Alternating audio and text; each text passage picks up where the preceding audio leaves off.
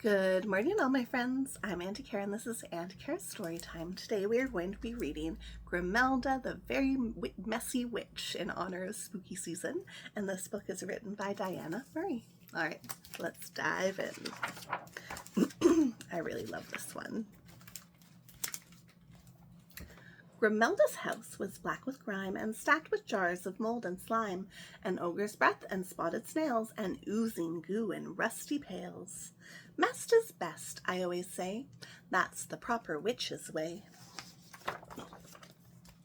She used her broom to fly, not sweep. Her floors had dirt 6 inches deep. But though she said she didn't mind, sometimes things were hard to find. One night Grimelda longed to try a recipe for pickle pie. She found the flour and egg a newt, but where'd I put that pickle root? This other stuff won't do, she said. She tossed aside the scream cheese spread, the rot sauce, and the dragon fruit. She had to find that pickle root.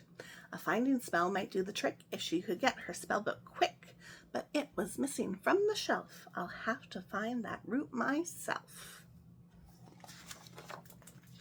No jars of pickled root in there, not under that, not anywhere. Grimelda shoved her mess aside and flung the back door open wide.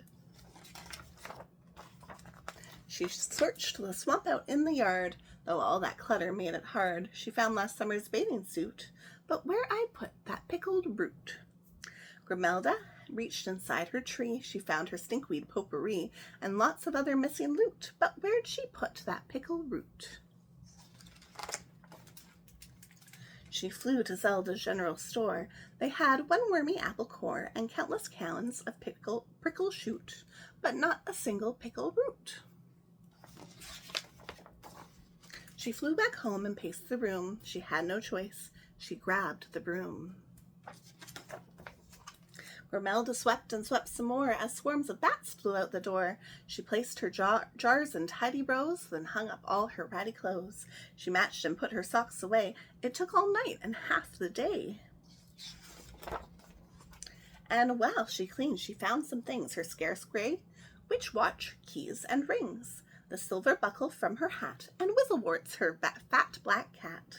She found her missing other boot, and finally, the pickle root! There it is. And near the jar beneath the bed was something else. "What's this?" she said. She scratched her head and bent down low. "A comb, I lost this years ago." She combed her hair and snagged a lump. She pulled and pulled until kerplump. She shrieked, "My spell book in my hair! I never would have looked up there."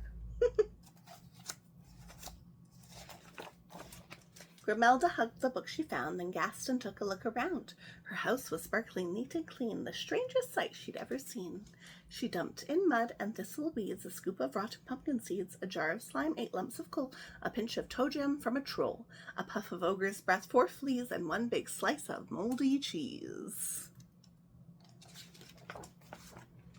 She mixed and mixed the potion well, tapped her wand and said the spell, muckety muckety gloppity glop, ickety stickety sloppity slop. A cloud of smoke swirled up, and then her house was nice and messed again. Grimelda breathed a happy sigh. At last she'd make that scrumptious pie. She cracked the gooey egg of newt. Now where'd I put that pickle root? And that, my friends, is the end of the story. I hope you're having a very happy spooky season. Don't forget to give this video a thumbs up and subscribe to see more, and I'll see you next time. Ta-ta for now.